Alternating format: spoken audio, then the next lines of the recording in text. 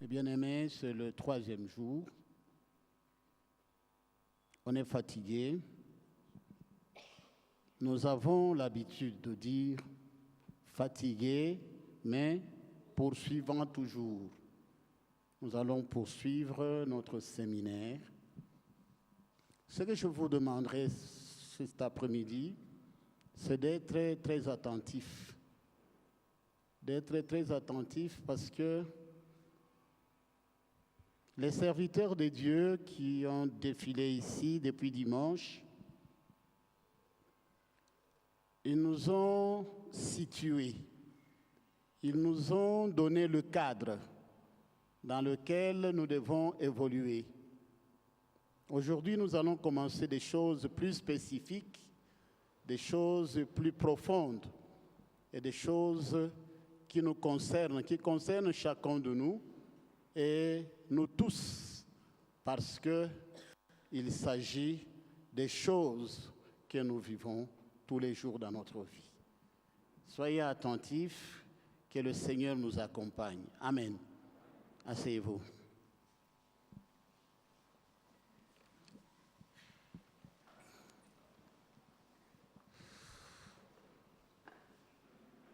Le sujet qui va nous occuper, c'est l'occultisme et les fausses religions. L'occultisme et les fausses religions. Si vous voulez traduire occultisme en Swahili, tutasumulia juu ya occultisme, tutasumulia juu ya madini ya bongo. Occultisme, tout a expliqué, mais hatuna un mot congolais juu ya kusema occultiste ou occultisme. À moins que musal, mtu moya anlete ile jina muluga moya ya Congo, occultisme. C'est de cela que nous allons parler. Je voudrais vous dire, mes bien-aimés, et c'est fondamental, que dans l'histoire du monde, l'histoire des hommes sur cette terre, depuis les temps anciens, les gens se sont toujours posé la question de savoir qu'est-ce que nous sommes, que faisons-nous ici où nous sommes, quel est le but de notre existence, pourquoi nous sommes ce que nous sommes. Les gens se sont toujours posé cette question. Et c'est important de savoir, d'avoir une réponse à ce genre de questions. Quand nous lisons les anciennes écritures, les anciens savants, ils sont arrivés à la conclusion qu'il doit exister deux mondes, dunia mbili. Le monde des esprits et le monde des êtres physiques que nous sommes. Donc, kuku dunia mbili, d'après mawazo ya batu, kuku ili dunia, kunekala kapaka ma esprit, na kuku dunia, kukunekala bitu, bia kuonekana, des choses physiques. Et nous, shi bantu, tunekalaka bui monde physique. C'est comme ça que tous ces savants grecs, tous ces savants romains ont réfléchi. Et ils sont arrivés à la conclusion que la vie que nous menons sur la terre nous est dictée par le monde spirituel. Donc, il est monde et esprit, il kukule yulu, Dieu qu'on a tout dirigé, chier. C'est comme ça qu'il pensait. Quand vous lisez tous ces grands écrivains, grecs ou romains. Et les Romains et les Grecs ont créé les premières religions. Qu'est-ce qu'est alors la religion? La religion, c'est cet effort que le monde physique fait pour atteindre le monde spirituel. Si vous avez les notions de latin, religion vient de religere, c'est-à-dire avoir des relations. Voilà. Donc, c'est ma dini, selon le bateau, une période. Tout qu'on a créé ma religion, jou twingi mu contact, n'a pas les bateaux, dans contact na chi, où est relation entre nous. C'est dire que l'idée d'un monde spirituel a existé depuis très longtemps. Amen. Amen. Aujourd'hui, Léo, sur le plan spirituel, le monde est divisé en deux royaumes.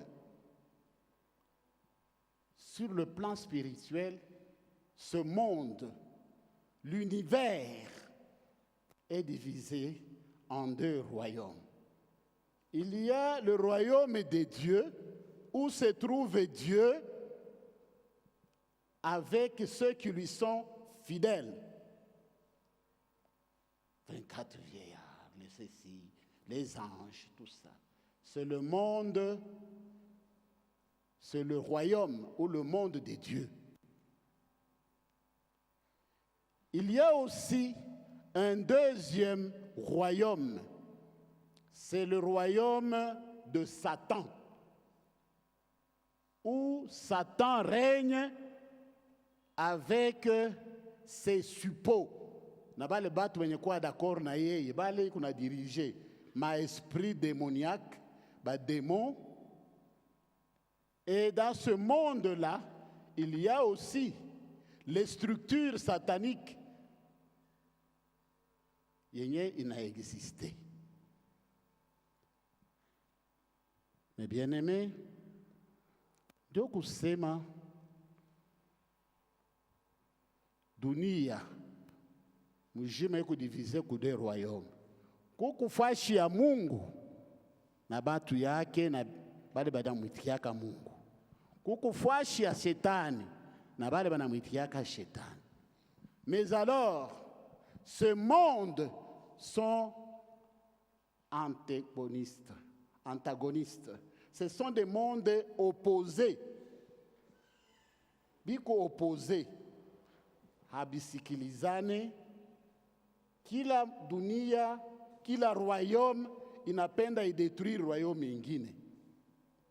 Si nous sommes là, nous chrétiens, nous voulons dépeupler le monde de Satan.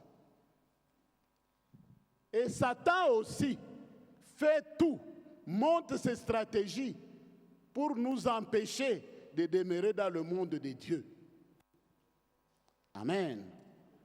Amen. Donc, ce sont deux mondes opposés. Si on vous posait la question,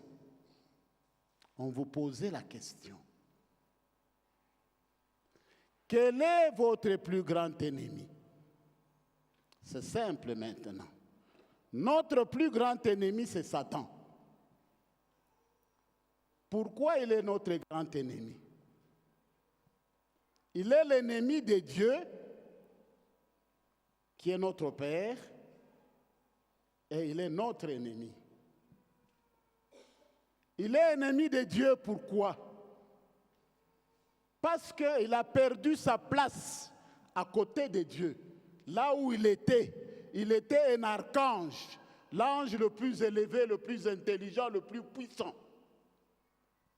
C'était ça, Satan. Mais il a perdu cette place à cause de sa rébellion. Il a perdu cette place. Et Dieu l'a précipité sur la terre. Il l'a séparé d'avec lui. Et Satan est, comme dit la Bible, il est en grande colère contre Dieu. Et il est en grande colère contre nous. Pourquoi? Pour la simple raison que nous sommes appelés à le remplacer auprès de Dieu où il était. Amen. Donc notre plus grand ennemi, c'est Satan. Il est l'ennemi de Dieu et il fait tout pour combattre les projets de Dieu pour l'homme. La Bible dit que les projets de Dieu pour l'homme sont des projets de bonheur. Et comme Satan est notre ennemi, il ne veut pas que nous puissions goûter à ce bonheur-là. Et il nous combat. Il nous combat. Voilà pourquoi nous passons des moments d'amertume. Mais ce Satan-là,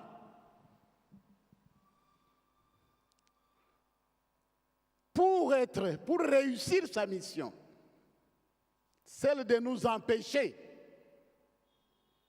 d'aller vivre côte à côte avec Christ, Satan, qu'est-ce qu'il fait? Il crée des structures. Et ces structures, c'est ça l'objet de notre enseignement. Il crée des fausses religions. Il crée des associations des sciences occultes. Pourquoi ces fausses religions existent? C'est pour nous dévier. Comme ça, nous savons qu'il y a une autre religion là-bas. Nous abandonnons Christ et nous allons là-bas. Mais bien aimés, j'aimerais vous dire, pendant que nous enseignons, commencez à vous examiner. Commencez à voir votre passé. Satan, son travail, c'est de nous sortir de la voie de Dieu pour nous amener ailleurs. C'est ça son travail, Satan. Et c'est pour cela, cet ailleurs-là, il le fabrique.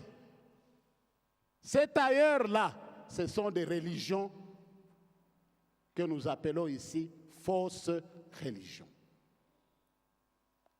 Les fausses religions qui pilulent dans ce pays sont des stratégies de Satan. Ce sont des stratégies de Satan. Pour que nous puissions quitter la voie de l'éternité pour la voie de la perdition. Amen. Amen. Alors, mes bien-aimés, nous voulons savoir qu'est-ce que c'est les fausses religions. Les fausses religions, ce sont ces religions qui adorent autre chose que le Dieu d'Abraham, d'Isaac et de Jacob. Ces fausses religions sont ces religions qui n'adorent pas le Dieu de Jésus-Christ.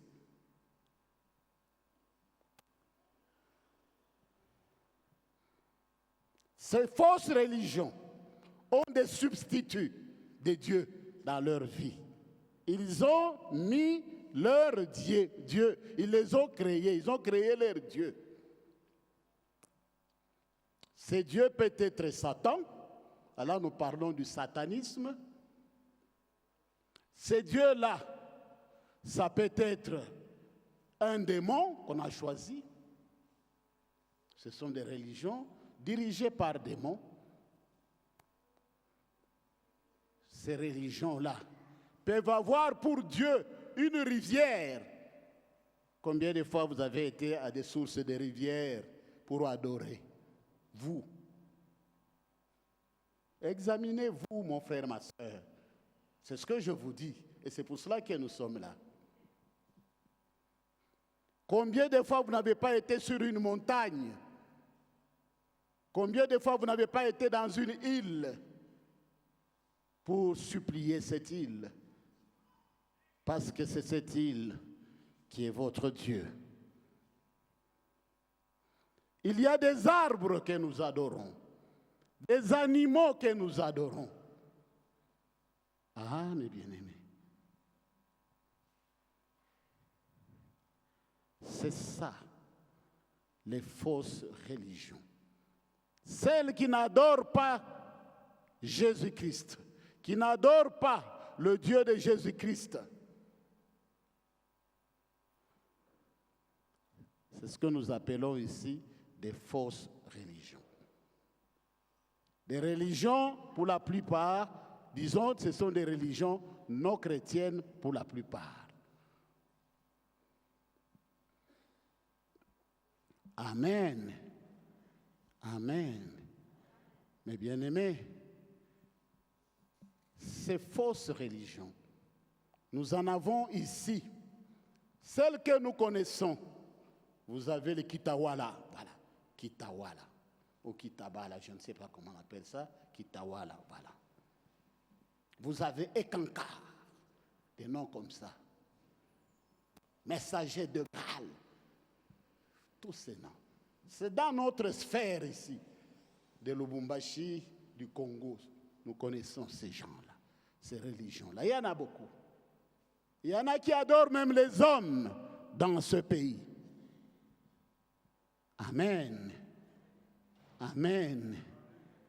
Ah, mes bien-aimés, n'avez-vous pas encore adoré quelqu'un? Commencez à vous poser la question.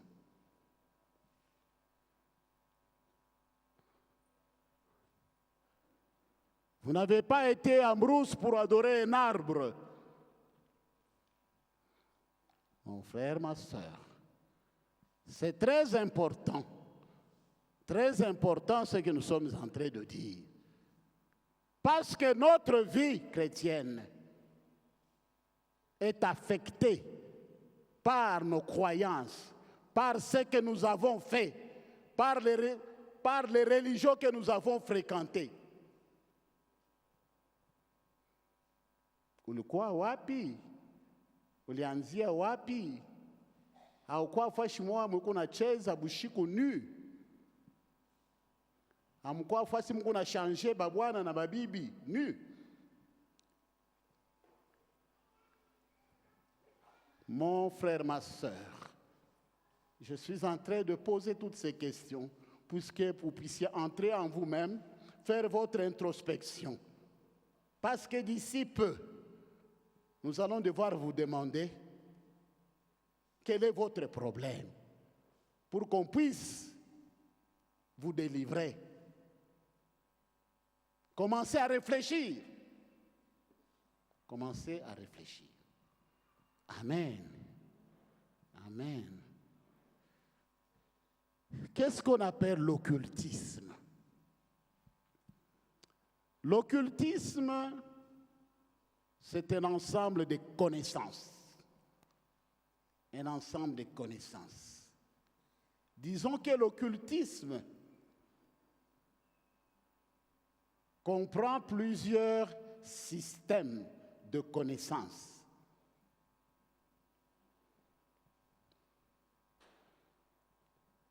Selon l'occultisme en général, il y a moyen de comprendre cet univers, de comprendre Dieu par des moyens magiques.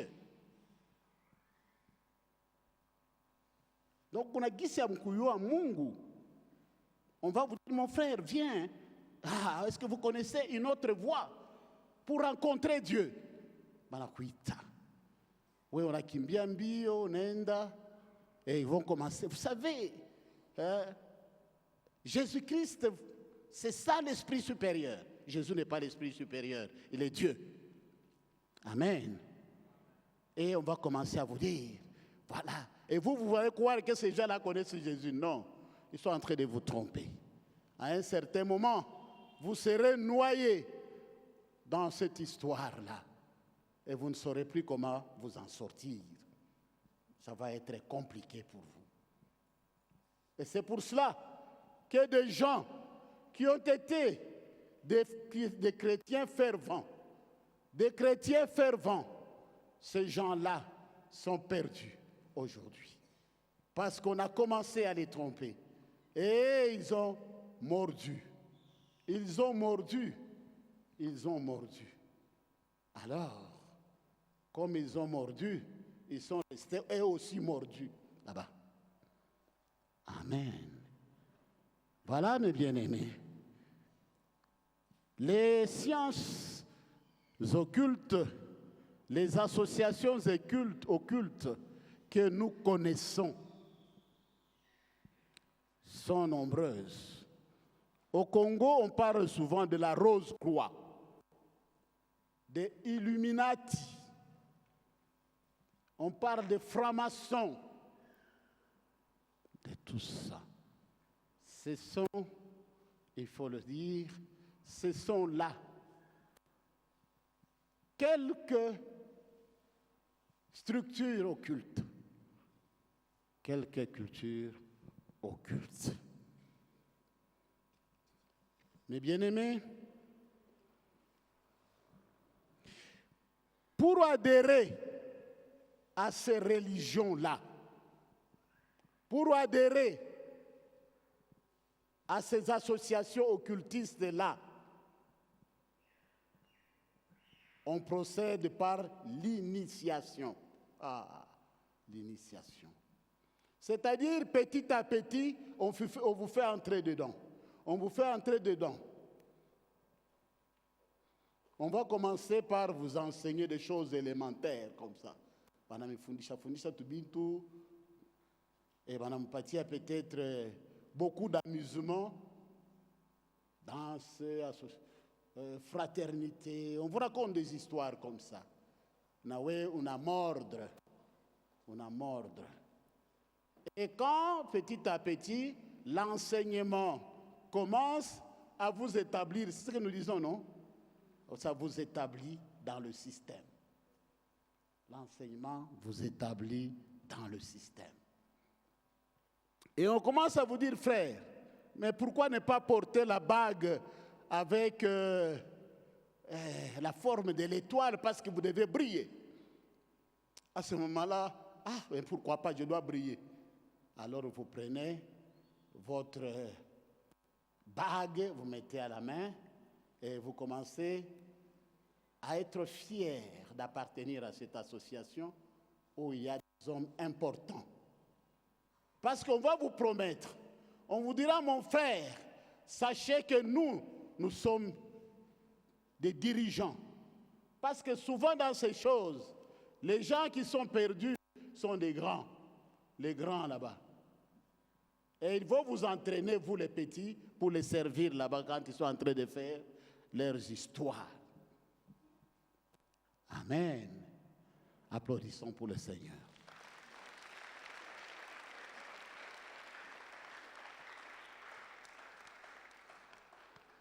Après, on va vous dire, non, mon frère, ma soeur, nous sommes des frères entre nous. Pourquoi ne pas conclure une alliance? On va conclure une alliance. Et c'est quoi? Nous allons échanger notre sang. Vous allez boire, nous allons mettre tout le sang dans cette assiette-là. Chacun mettra une goutte de ce sang-là et nous allons bouffer ça, chacun. Et vous êtes liés. L'alliance de sang, mais un sang satanique. Amen. Et ça vous sépare de plus en plus du Seigneur Jésus. Amen. Et après, ça va continuer. On va vous dire, frère, nous, vous savez, la journée, on n'a pas le temps. On va commencer à se réunir à minuit. Et on va mettre à votre disposition une belle voiture. On viendra vous chercher. Mais bien aimés, c'est terrible ces histoires dont je vous parle. C'est terrible. Je vous pose la question. Je suis en train de parler à quelqu'un. Je parle à quelqu'un. Si vous avez goûté à ces choses, commencez déjà à demander au Seigneur pardon. Parce que ça vous a éloigné de Dieu. Commencez à demander. Ce n'est pas tard. Ce n'est pas tard. Mais bien aimé. Alors, moi je vous donne ma propre expérience. Je travaillais à Cambove j'étais à ce moment-là chef de service, et j'avais un grand directeur qui était mon chef direct. Ce monsieur-là était le chef pour l'ICASI, le chef de la Rose-Croix. Son bureau faisait face à mon bureau. Un jour, je reçois une enveloppe. Le planton vient me donner une enveloppe. Il dit, ah, chef, patron vous envoie l'enveloppe ici. J'ai ouvert l'enveloppe. J'ai vu une note et il y avait un formulaire annexé à cette note. Et qu'est-ce qui était là-dessus sur la note? Monsieur Kibandoua, ça c'est mon nom. Si vous voulez connaître Dieu, la voie la plus sûre, il y a ce formulaire-là. J'étais à ce moment-là au Full Gospel. J'ai dit au planton, tu restes là, sur la même note, en bas, note en bas, j'écris, la seule voie pour arriver à Dieu, c'est Jésus-Christ, point, je signe, amenez. Oui, c'est comme ça. Je lui remets son formulaire et la guerre a commencé avec mon chef direct. Et c'était la guerre. Mais le Seigneur Jésus a gagné. Oui, parce que finalement, je l'ai invité à un dîner de Full Gospel et il a accepté le Seigneur. Amen. Oui. Donc ces choses-là, ce n'est pas une blague. Ce sont des personnes qui vont vous faire des pressions. Des grandes personnes, parfois vos chefs. J'explique ça aux étudiants qui vont dans les universités. C'est plein d'occultistes là-bas. Plein d'occultistes dans les universités que vous voyez là-bas. Et chaque professeur veut recruter le plus de membres possible pour monter des grades. Minasema, c'est pour votre bien. Je préfère que vous reteniez ces choses. Gardez bien vos enfants, vous qui vous dites chrétiens. Gardez bien vos enfants, donnez-leur des conseils. Parce que, au lieu d'apprendre la science, ils vont apprendre à adorer des démons dans leur vie. C'est ça, mon frère, ma soeur. Je vous dis que ces choses existent et que ces choses sont capables de déformer votre vie. Et je voudrais vous dire que dans la vie, les expériences, les gens de sciences occultes sont plus actifs que nous. Ils cherchent des membres partout. Même dans votre église ici, ils peuvent venir. Ils peuvent faire semblant d'être là pour prier le Seigneur. Mais après, il vous appellera à côté pour vous raconter des histoires. Faites attention. Faites attention. Vous êtes dans une bonne Église, celle qui adore Jésus comme Seigneur et Sauveur. Amen. Amen. Alors je voudrais vous dire que ces gens qui adorent Satan, qui adorent les démons, qui adorent les animaux, tous ces gens-là prennent ces choses à la place de Dieu. Ces choses tiennent pour eux la place de Dieu. Et par conséquent, ces choses-là qui représentent Dieu sont des idoles. Ce sont des idoles. Amen. Amen. Lorsque vous entrez dans ces choses, vous tombez dans l'idolâtrie, l'adoration des images, l'adoration des statues, l'adoration des rivières et ainsi de suite. On va nous lire Lévitique 26, chapitre 1, plutôt verset 1. Lévitique 26, verset 1. Lévitique 26, le verset 1, nous lisons au nom de Jésus. Vous ne vous ferez point d'idole, vous ne vous élèverez ni image taillée, ni statue, et vous ne placerez dans votre pays aucune pierre ornée de figures pour vous prosterner devant elle, car je suis l'Éternel, votre Dieu. Amen. Amen. Mes bien-aimés, lorsque vous commencez à adorer des choses comme ça, vous tombez dans le péché. Vous êtes pécheur. Et comme vous êtes pécheur, vous êtes ennemi de Dieu. Dieu n'aime pas le péché. Mon frère, ma soeur, puis-je te poser la question, es-tu encore l'ami de Dieu? Est-ce que tu es l'ami de Dieu? Est-ce que tu adores Jésus-Christ et Jésus-Christ seul? Parce que c'est par lui que nous arrivons au Père. Qu'est-ce que vous avez fait dans le passé? Alors, je voudrais vous dire que Dieu que nous adorons, le Dieu de Jésus-Christ, c'est un Dieu jaloux. Il est un Dieu jaloux. Il est Dieu unique, il est Dieu jaloux. Il n'accepte pas en face de lui ou à côté de lui un autre Dieu.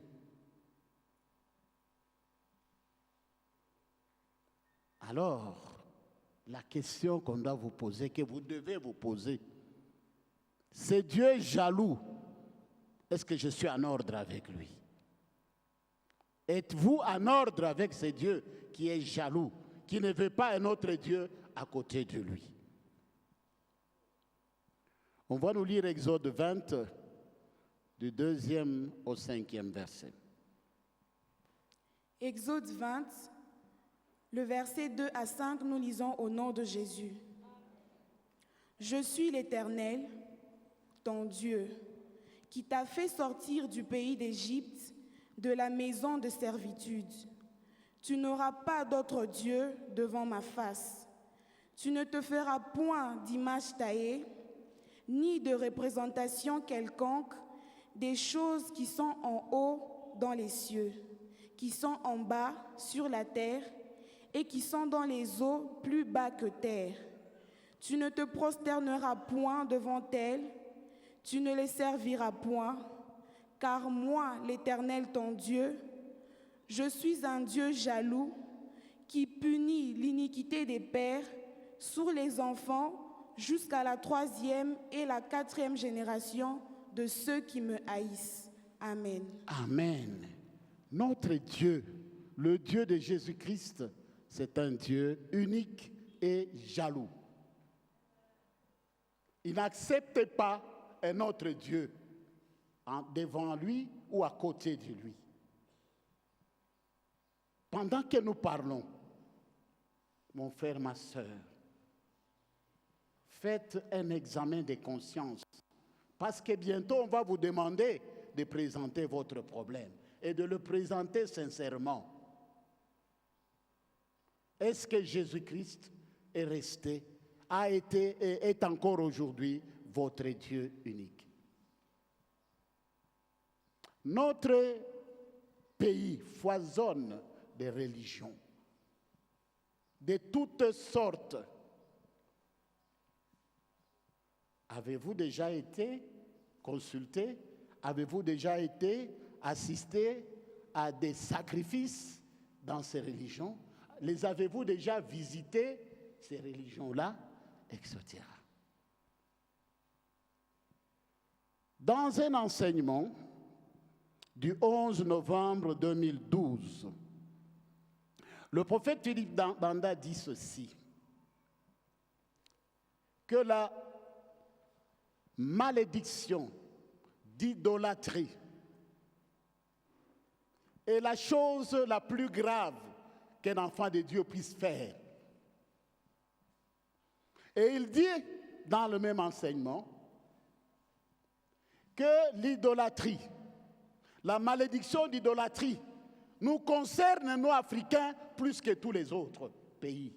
Pourquoi? Parce que la religion de Jésus-Christ est arrivée tardivement chez nous. Nous avons encore des oncles, des parents qui adorent les arbres, qui adorent les rivières. Amen. Peut-être que vous avez participé à un sacrifice. Zolo, je ne sais pas comment vous appelez ça. Vous avez été là aussi. Vous avez même bouffé ça. Je voudrais vous dire qu'aujourd'hui encore, vous êtes en train de mélanger la religion de Jésus-Christ avec vos religions traditionnelles.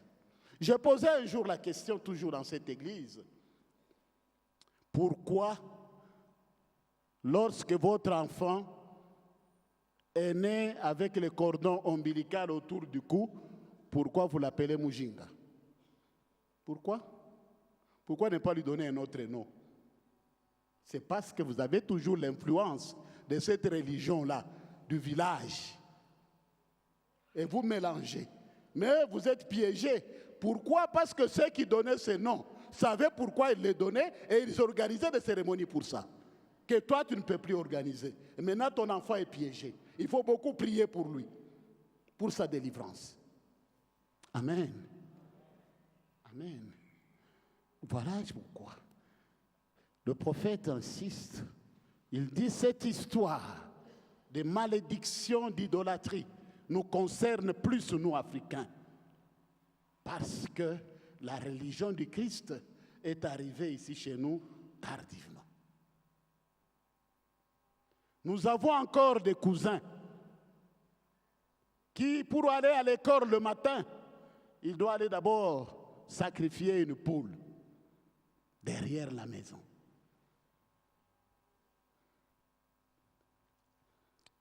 Je disais, mes bien-aimés, que la religion de Jésus-Christ est pure, simple. Parce que Jésus a déjà fait tout. Il est mort même sur la croix pour nous. Nous n'avons pas, nous, à commencer à organiser des petits sacrifices. Jésus s'est déjà sacrifié pour nous. Amen. Voilà pourquoi, mes bien-aimés, nous devons toujours nous examiner. Je voudrais qu'on me lise Deutéronome 8, 19.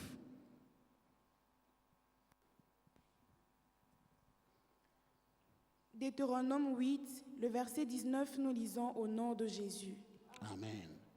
Si tu oublies l'Éternel, ton Dieu, et que tu ailles après d'autres dieux, si tu les sers et te prosternes devant eux, je vous déclare formellement aujourd'hui que vous périrez.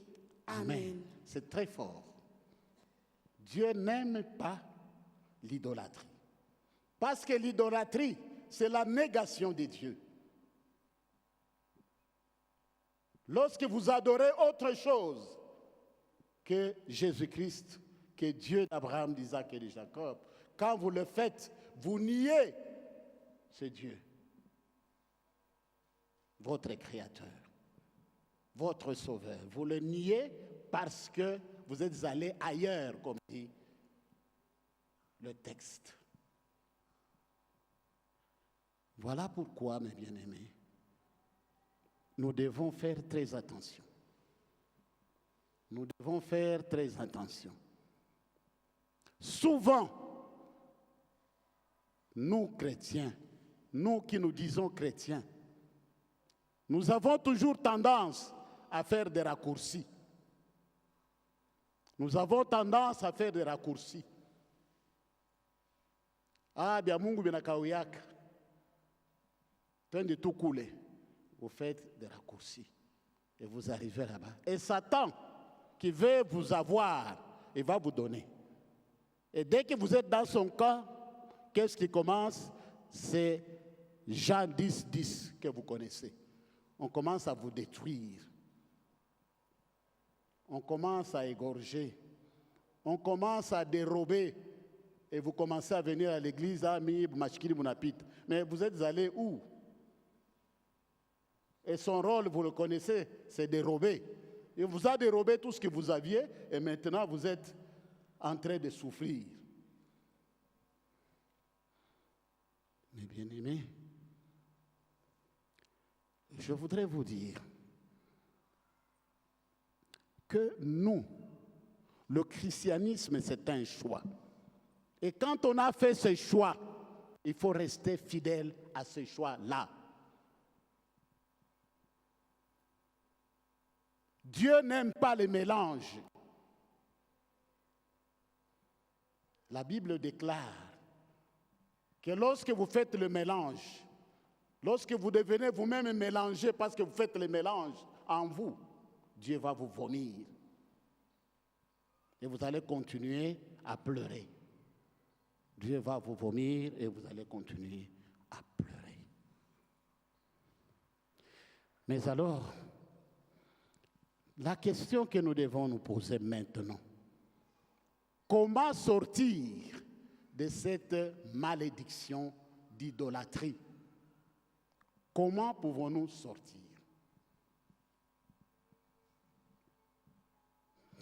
Le dimanche passé, le serviteur de Dieu qui nous avait enseigné, il a dit qu'il y avait 9 points comme procédure pour arriver à la délivrance. Je voudrais relever l'essentiel.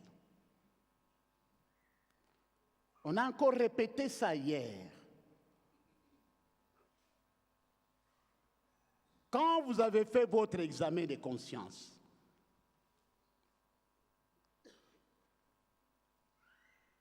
vous avez découvert certaines choses. Ça peut être peut-être des pratiques auxquelles vous avez assisté.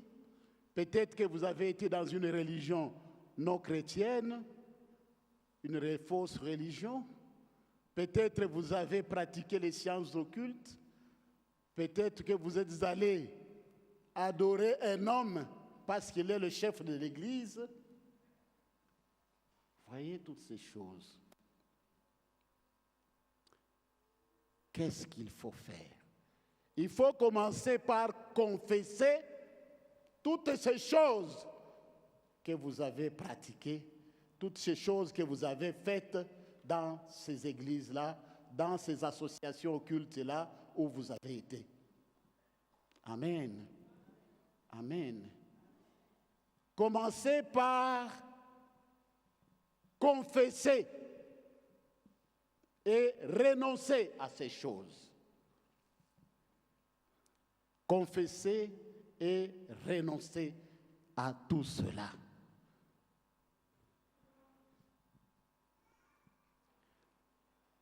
La deuxième chose, il faut briser toute relation avec cette maison d'occultistes ou de religion fausse que vous avez fréquentée. Je dis rompre toutes les relations.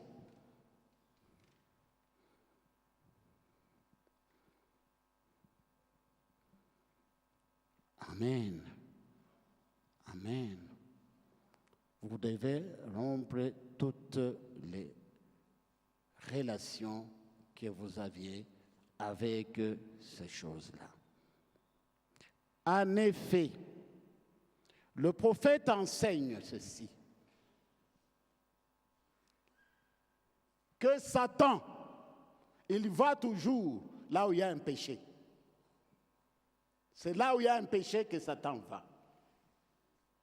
Si tu gardes encore, je ne sais pas, ta bague magique, si tu gardes encore, je ne sais pas, ton bulletin de présence là-bas, ou ton papier d'alliance, mon bien-aimé, il faut rompre avec ça. Il faut abandonner ces choses. Il faut écarter, détruire ces choses. Si vous en avez la possibilité, si vous avez peur, amenez ça chez un serviteur de Dieu, il va détruire ça. Amen. Amen. Vous allez dire, non, moi, vous savez, c'est quand j'étais à Bandundouville, c'est là où se trouve ma maison, c'est là où se trouvent mes histoires. Prenez au moins la décision que le jour que j'aurai une opportunité pour aller là-bas, je vais détruire ça. Je vais détruire ça. Amen. Je voudrais, mes bien-aimés, qu'on puisse nous lire Deutéronome 7, verset 26. Deutéronome 7, le verset 26, nous lisons au nom de Jésus. Tu n'introduiras point une chose abominable dans ta maison, afin que tu ne sois pas comme cette chose, dévouée par interdit, tu l'auras en horreur, tu l'auras en abomination, car c'est une chose dévouée par interdit. Amen. Amen. Donc toutes ces choses de magie, de fausses religions, d'occultisme, toutes ces choses-là sont des choses qu'il faut détruire. Il faut vous séparer de ces choses-là. Je disais, vous confessez tout ce que vous avez dit, vous avez fait, vous renoncez, ensuite, vous vous séparez de tous les objets, de toutes ces choses qui servaient soit au culte, soit à votre fonctionnement dans cette église-là, dans cette association occultiste.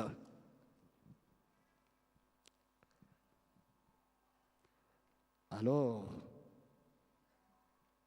vous allez passer à votre délivrance. Et enfin, vous allez faire un effort pour maintenir votre délivrance. Mais bien aimés, ce que nous venons de dire est fondamental. Le christianisme a ses principes. Le christianisme a ce principe et le christianisme, c'est un choix. Quand on a choisi d'être chrétien, on adhère au principe du christianisme. Et on y reste fidèle. Il y a deux possibilités. Ou bien vous avez été là-bas, dans ces fausses religions. Quand vous venez, vous voulez accepter le Seigneur. Dès que vous acceptez le Seigneur, on va détruire toutes ces choses-là, ça va se partir. La deuxième possibilité, Vous avez été chrétien, comme vous et moi ici. Mais vous avez abandonné, vous êtes partis là-bas. Quand vous rentrez, ne dites pas moi, j'ai été chrétien, ça suffit, non. Vous faites ce que nous venons de dire et vous demandez de nouveau de recevoir Jésus comme Seigneur et Sauveur. Parce que une science occulte, c'est une négation de Dieu. Est-ce que nous nous sommes compris? Est-ce que nous nous sommes compris? On va applaudir pour le Seigneur.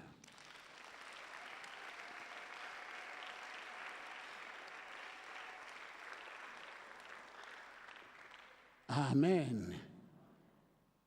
Amen. Mes bien-aimés, je ne peux pas vous dire au revoir. Je voudrais simplement vous laisser entre les mains d'un expert, un pasteur qui vient.